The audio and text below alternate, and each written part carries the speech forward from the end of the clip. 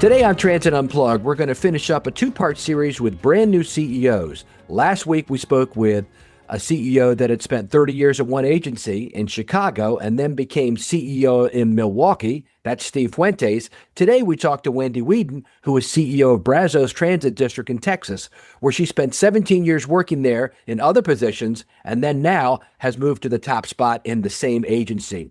So a good contrast of new CEOs, but with different backgrounds.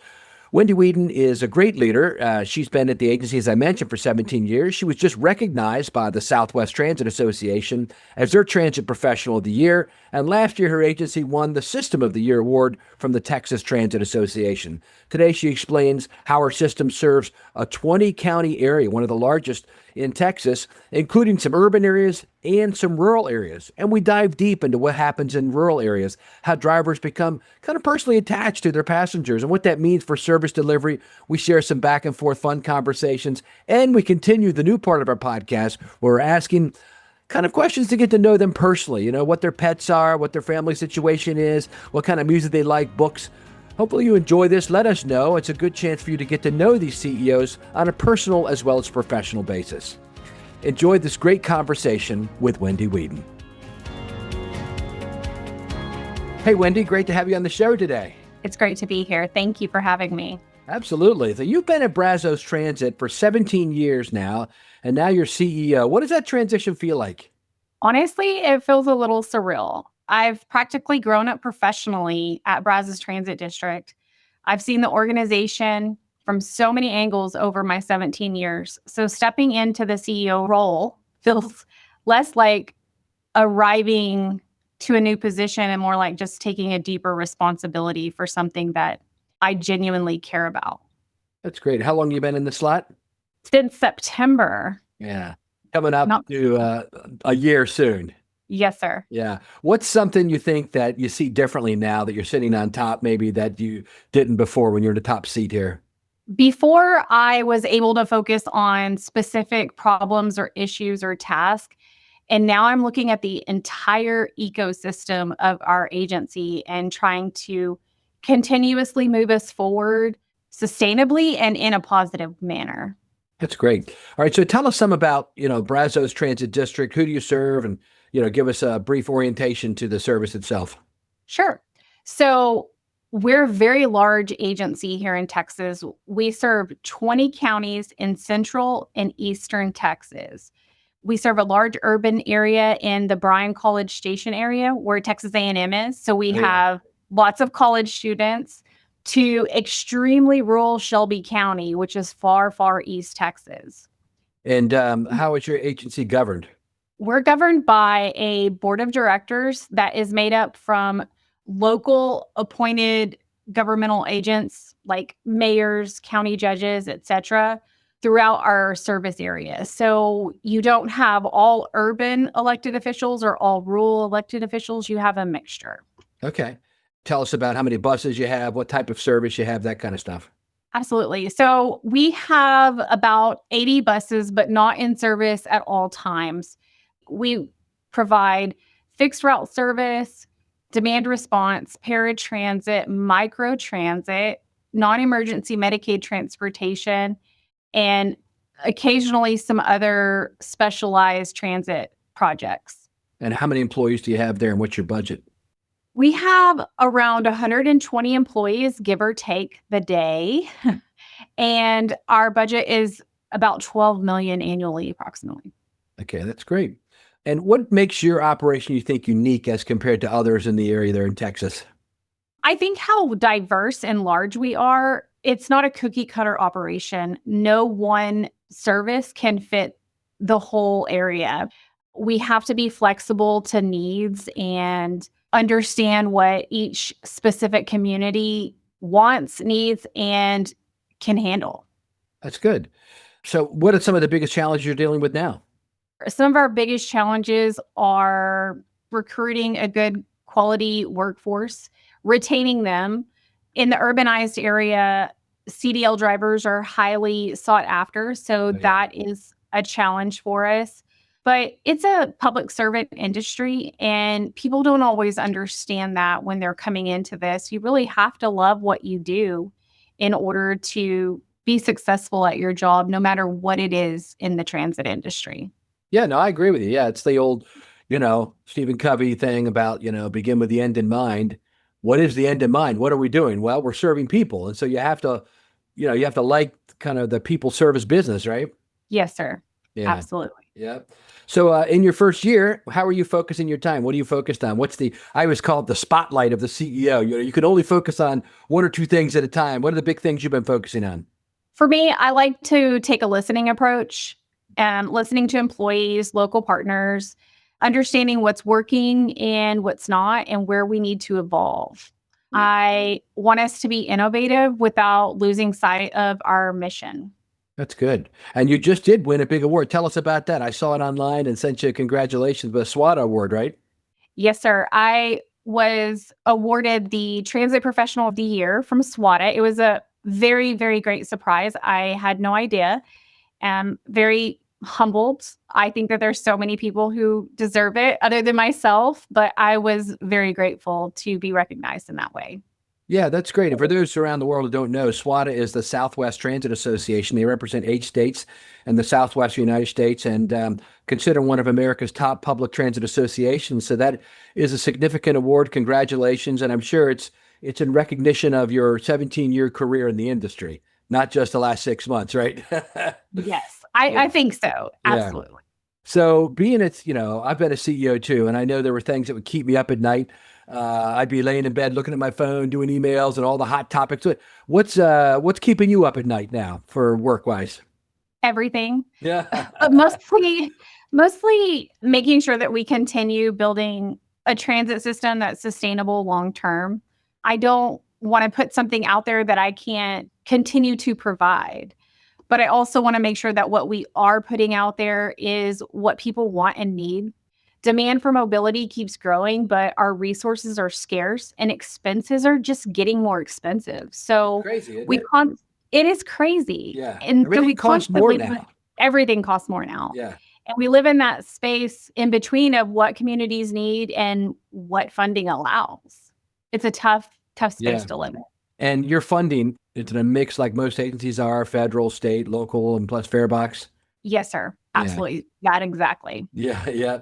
Let me ask you about the community transit side of things. You're serving a broad swath of areas, 20 counties, not just urban areas, but obviously education and all. What do you think people misunderstand about community or regional transit? Well, people often think that public transit is only about big city buses and traffic Yeah. congestion. In community transit, we're more often a lifeline. We're connecting people to chemotherapy appointments, jobs, grocery store, education, and even social connections. The stakes are incredibly personal in community transit. I love that. And it's absolutely true. That's how I got my start is doing that. And I don't know about you, but I had my greatest joys in my work, I think, when I was closest to our passengers in the small towns where, I would ride with them. I got my CDL too when I was young, so I could drive as well. All my employees were like, could be my parents or grandparents when I got started in my 20s. So, I wanted to be able to do what they did and riding on the bus or driving it, taking somebody to, like you said, maybe it's a dialysis appointment and, they could freaking die if we didn't get them there on time. I mean, you see the value and the importance of what we're doing. People's lives literally depend on it, whether it be financially or their health. In so many ways, their lives literally depend on public transit. Yeah. And in the smaller rural and suburban areas, it seems to be more pronounced because, like you said, it's not the big fixed route, with hundreds of passengers on in a day. It's smaller, but it's more personal, I think. I agree. Yeah. Absolutely. Yep. And so when you've got this kind of wide service coverage area you have to do, how do you balance that with limited resources? I mean, it sounds like you got microtransit and other things going on now as a way to kind of help resolve that because you can't afford to send a 40-foot bus to pick up just a few people, right? Absolutely. So, very carefully is the answer. Yeah. It's a constant balancing act between being efficient and being accessible. If you focus only on the productivity metrics, you can unintentionally leave vulnerable communities behind or even more at risk. So, we're always asking, how do we maximize mobility while still honoring the human side of public service? And it's a fine line and a trying task to manage. Yeah, it is. I agree. I remember when I worked in Washington, D.C. for Washington Metro, and I was running the paratransit system as their director of operations. I was doing it for MV Transportation at the time. You remember them? They're a Texas-based company, actually. And I remember the goals that they would set for us. Sometimes the local manager would come in and say, okay, I want this number of productivity, which is passengers per hour, for those who are familiar with the terminology. And every tenth of a point higher meant people were going to be later, is what it basically meant. You had this pull and tug between on-time performance, OTP, and productivity, back and forth. And like you said, it was a delicate balance in order to meet the standards, to make sure you're picking people up within a 15-minute window, but also wanted to get, more than one passenger per hour, right? When you get 1.2, 1.3, this is for paratransit now. I know it's bigger on fixed route, but it is a constant tug of war, isn't it? And it's hard to know who's supposed to win sometimes. It is. And fixed route is a little bit easier because you can set the parameters and leave it. Demand and response and paratransit, it is a struggle, and you're helping people who really need the service. Yeah. It's And hard. some of the rules that you can put in place, I think can hurt or help, right? So I remember people saying, it's door to door, not door through door. So you can't go in through the open first vestibule of the hospital. Well, the problem was if you don't go through to the second door, they can't hear you that you're there because you're going to the door, not through the door, and you can't notify them. And so not all of them have cell phones, so they're not getting the triggered calls that comes when you come within that. I mean, how do you handle all that? Do you have some of those issues down there, Wendy? Every day. Is that That is right? a task. We have a lot of Southern hospitality in our drivers, and it is a struggle for them to keep themselves reined in on, I want to carry all their bags for them. I want to take them all the way through the door. I want to do all these things for them. But our policies and industry standard does not allow that. And it's for everybody's safety and protection, as well as the passenger. So that's a struggle for us because our Southern hospitality kicks in and we want to do what we would do for our grandmothers or our moms, and can't always be that way. Yeah. And that kind of stinks. I remember my first job, man. I found out these guys, some of the guys would, go, like you said, bring the groceries in. And so it's a gentleman driver, and he's driving an older, a female passenger. And, they went and got groceries. So he's going to carry the groceries in, set them there. And she might say, you think you could just change that light bulb for me? And, like you said, Of course I can. Yeah, exactly. So, it's really, those are issues you don't hear about in urban areas, but man, in the country and suburban area, it's real. It is real. Even my safety coordinator this week, he had to come rat himself out because he was like, I helped a lady carry her groceries on board while I was training. And we specifically trained not to do that. And so he was like, I couldn't tell her no. She was just a little elderly lady. So it is hard. Our instincts are to be kind and be helpful to other people, especially people who are serving in this industry, because we are public servants. Yeah. We want to make their lives better. Yeah, you're attracting people to this kind of job that have a heart to help people. So They do. it is a balance. Thanks for listening to the Transit Unplugged podcast. We are so glad you're here. If you're enjoying this show, we know you'll love our other transit industry programs. On Transit Unplugged TV, Paul Comfort explores the food, culture, and transit systems around the globe. You get to see everything. You'll love this show. And every week, we also offer up the Transit Unplugged News Minute, where you can get the latest industry headlines in less than 60 seconds. You can find out more at transitunplugged.com. Now back to Paul Comfort for this edition of the award-winning Transit Unplugged podcast. So for your passengers, Wendy, what does success look like for them, for the average rider? What do they want? I think Besides having their groceries put away. Okay. They want it all.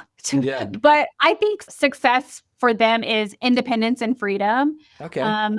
If someone can keep a job, they can age in place, get an education, or simply just participate in their own life. Because transit exists, they get to do that. And for me, I think that is what they would consider success. Yeah, that's good.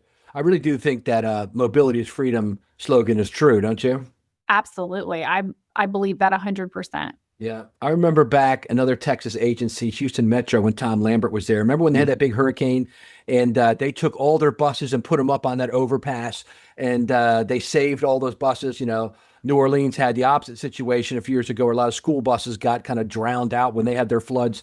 It was awful down there. And so Houston had a plan. And I remember them going up there. I remember talking to Tom and his team afterwards. I took a picture of that and said, mobility is freedom, because the people that are stuck, that don't have any other options, man, we've got to be there for them. If we're not there for them, they could be homebound. They can't, like you said, I like that word you said, they participate in their own life. Yeah, Yeah. that's Yeah. true, right? So Sheila's daughter doesn't have to take off work to come home to take her mom to her medical appointment because you exist. Absolutely. And that's the whole point we're trying to get to people. And even elected officials, they don't always understand public transit in the rural areas. They have their vehicles, but not everybody does. And a lot of people in rural Texas, they're aging out of driving and aging out of a lot of things. So Yeah. public transit has become more and more important by the Yeah. day. In my 17 years of being here, I've seen more people start to get on board with public transit. It's not as much of a fight to get them to recognize the need and the necessity for it. Let's widen the aperture on that discussion a little bit. Are you on the CTAA board? Is that what I understand? Community Transportation Association of America? Yes, sir. I am a board member for CTAA. That's congratulations on that. How long have you been in that role? This is working on my third year. That's and I love the role. We work a lot, but it's great work. And that agency is doing so much for public transit that people just will never know. And Yeah. I'm able to be a part of it. Yeah, Scott Bogren, the executive director, is a good pal and just does a tremendous job leading. He's had a long history in the industry as well. He and I started in this industry about the same time, over 35 years ago. So in that role, you get to hear a lot from what's happening in rural, suburban, tribal transit, things like that, not the big urban areas, right? APTA serves a lot of the big urban areas. What are you hearing from agencies across the country? I think the same thing, that it's always kind of affirmation when I gather with all my colleagues across the nation is we're all in the same boat. We're all struggling with workforce. We're struggling with funding. We're struggling with the expenses skyrocketing, but the funding balance is not increasing to match that. Lately, fuel, Yeah. I drove across Texas a while back, and it was fun in not a great way, but seeing the different fuel prices. I think I saw fuel prices up over $5 or $6, which I've never seen in my life here in Texas. Yeah. I have in other states, but not here in Texas. And tomorrow I am driving out to Omaha, Nebraska for the CTAA Expo, and it'll be interesting to see what fuel prices are between here and there. Yeah, that's right. You'll be at the big expo. Sorry, I'm going to miss that. I got jury duty this month, so I had to kind of stay close to home. I was planning to come out there, but here in Maryland, you got to call every night after 5 o'clock and see if you're on the next day. So if I was in Omaha, I couldn't call and be home for the next day. So I'm going to miss it. So tell Scott I said hi and all the team there. Absolutely. Will. And in that role also, there's a lot of innovation, even things like AI working its way even into smaller transit systems now. What are you seeing when it comes to innovation, maybe AI, and how it's helping people in rural America when it comes to transportation? Interesting enough, AI is helping a lot. I think it can be a negative thing, but I think there are a lot of positives in it. For us, it saves a lot of time on typing memos and stuff like that. You have to edit them, but the biggest AI plus or pro that I've come across is we have an agency here in Texas, and they have an AI answering service that when you call them or call their dispatch line, the AI handles like 80% of the calls. And Really? it has allowed them to free up their staff to do other stuff. And I'm so excited about that. And I never thought I would be, because I'm all about the personal service. Yeah. And I know when I call someone and I can't talk to someone specifically, I get very frustrated. But there's a work around that. And a lot of our world, they're fine with it. They're adapting and evolving to be fine with those types of things. This agency has made it available to where you can completely bypass it and go directly to an agent if needed. Okay. But even with that out, they're still getting 80% of the calls go through the AI, huh? Yeah. That's something. Yeah. Wow. It is. Yeah, I just went to a big conference called Quadrants in Copenhagen last week for my parent company, big, 1,600 people there. And the whole thing was about integrating AI, and you can't avoid it now. It's part of Yeah. everything we do, and it's going to become even more and more over the next few years. I don't think we're going to recognize this world in 5 years. It's going to be, very, very different from, robo cars to robots in people's homes really doing things for real to AI replacing a lot of workers actually in the world as well, and people having to be trained into new types of skills. And like you said, in this agency that 80% of the calls is handled by, it's not taking away jobs, but it's opening up other opportunities for the staff to do other things. So, it's just like you remember when there used to be a big whale oil industry for lamps in cities, and they would light the lamps up with whale, and then that went away, and we got gas lamps, and then we got electric lamps, and there used to be elevator operators that pushed the elevator for you in buildings, and then finally they figured out, oh, you could do that yourself, and so people got trained for other jobs. And every new wave of technology over the years, people get afraid of it. But I think if you get in front of it and you figure out how it can serve you, just like fire can be dangerous or it can serve you, that's, I think, what we need to do to be successful in this new era. I think there's room for all of us, AI and human-driven tasks. I think there's a fine line. You can go too far, but I commend people who risk it and attempt whatever. I am more conservative, so I like it when they take all the risk and then I'll come in afterwards. Pave the path for me on those types of things. So, but I Yeah. think it's a fine line, and I think if we stick to that, we'll be even more successful. Along those lines, kind of what you want to see in your agency, how do you think your leadership style has changed over the years in the various jobs you had? And is it different now than it was in your last job, when you're the top boss? It's definitely evolved. Earlier in my career here, I thought leadership meant always having the answers, righting every wrong, fighting every battle. But now I think it's more about staying calm under pressure, building trust and stability, and focusing my efforts on the things that matter most. Honesty and humility matters, and it matters a lot more than ego in this business. And I kind of tend to be a type A personality sometimes. So, like, if it's wrong, I always want to make it right. And I've had to rein myself in and just be like, you know what? It's not that bad right now. So let me focus on the things that I really need to focus on, and it'll be fine. And what kind of culture would you say you're trying to build at your agency? So, inclusivity. I want people to want to work here. I want people to love their job and love what they do. I want a culture where people know that their work matters. I want employees to feel respected, empowered, and connected to our bigger mission, not just checking boxes. But mostly, I really want people to wake up and not feel miserable about going to work, loving this industry and what we do the way that I do. That's great. Well, let's switch over to the personal side of things, where we're lately asking folks a little about their personal lives so people get to know the leaders in our industry. Tell us about your personal life, your family, what keeps you grounded. So I'm married with one son. He's 8 years old. He keeps me super busy outside of work. He has quite the social calendar. Isn't that funny? An And 8-year old, yeah. he does. It's birthday parties and basketball and all kinds of things. So honestly, when I'm not at work, I try to spend as much time with him as I possibly can. I know this life rolls by us so fast, Yeah, and I'm trying to squeeze out every ounce that I can. that's So, great, Wendy. Yeah, that old work-life balance routine, huh? Any pets at home? yes, sir. Of Okay. course, I have pets. Yeah.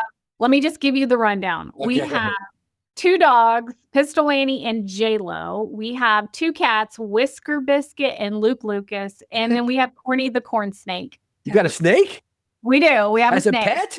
as a pet. Wow. Where do you keep it? Like in an aquarium or something? He has a really big aquarium that he stays in, and Wow. he's just a bright orange little snake. So Yeah, I've seen them before, but not in somebody's house. the perks of a boy. There you go. That's right. What kind of music do you enjoy?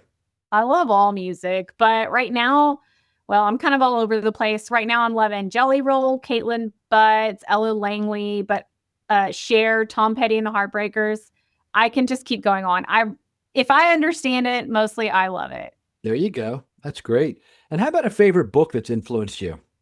That's probably the toughest question you've asked me.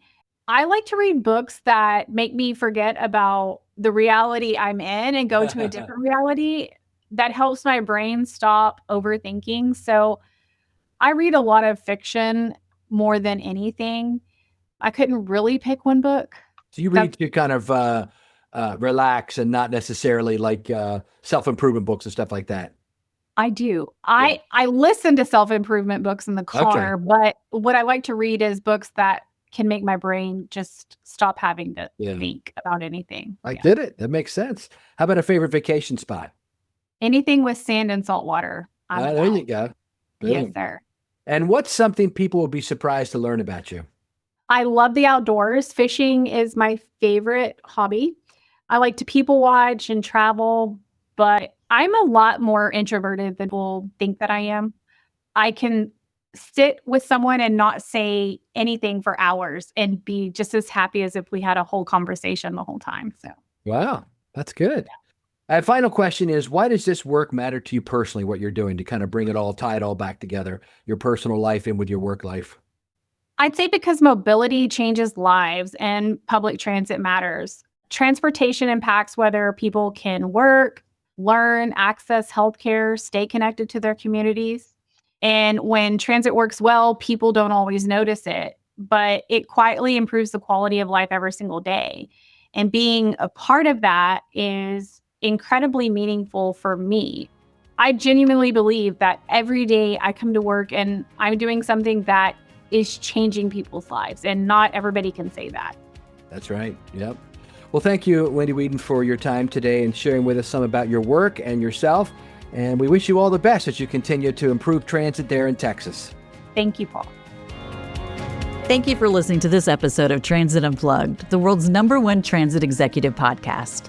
I'm Julie Gates, executive producer of the podcast. Many thanks to the team that makes this show happen. Host and producer Paul Comfort, producer Chris O'Keefe, editor Patrick Emile, associate producer Cindy Raskin.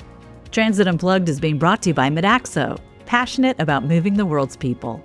If you would enjoy behind-the-scenes insights and updates from the show, sign up for our weekly newsletter, which has links to can't-miss conversations with the biggest names in mobility. Head to transitunplugged.com and scroll to the bottom of the page to sign up. Thanks for listening, and we'll catch you on the next episode of Transit Unplugged.